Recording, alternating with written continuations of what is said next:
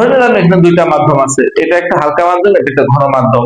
ধরো এটা বায়ু হতে পারে, এটা পানি হতে পারে, এই পাশে হচ্ছে বায়ু হতে পারে, এটা কাঁচ মাধ্যম হতে পারে, অথবা একটা পানি একটা কাঁচ মাধ্যম হতে পারে, ভিন্ন ভিন্ন মাধ্যম হতে পারে। আলোক রশ্মি এক স্বচ্ছ মাধ্যম হচ্ছে অন্য স্বচ্ছ মাধ্যমে তির্যক ভাবে যাওয়ার সময় মাধ্যম দ্বয়ের বিভেদ তল, কি হচ্ছে বিভেদ তল, এই বিভেদ তলে বাধাপ্রাপ্ত হয়ে যদি প্রথম মাধ্যমে ফিরে যায় তাহলে তাকে বলা হয় আলোর প্রতিফলন। তো দেখো, এই যে এই আপতিত রশ্মি যে বিন্দুতে আপতিত হয়েছে সেই বিন্দুতে আমরা একটা লম্ব টানবো। এই যে লম্ব টানছি, ও এন এবং ও এন প্রাইম হচ্ছে একটা লম্ব, এই লম্বের নাম হচ্ছে অভিলম্ব।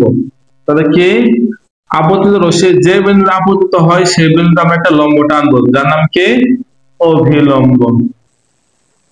অভিলম্ব, তার মানে ও এন এবং ও এন ড্যাশ হচ্ছে অভিলম্ব। আর আপতিত রশ্মি অভিলম্বের সাথে যে কোন উৎপন্ন করে তার নাম হচ্ছে আপতন কোণ। এই আপতন কোণকে আমরা থিটা দ্বারা প্রকাশ করব।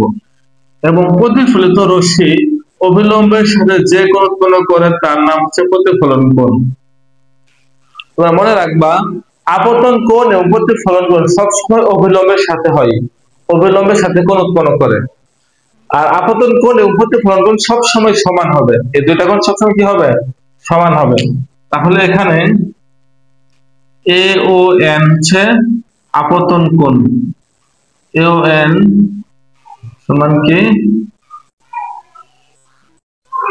থিটা আই সমান আপতন কোণ, আপতন কোণ।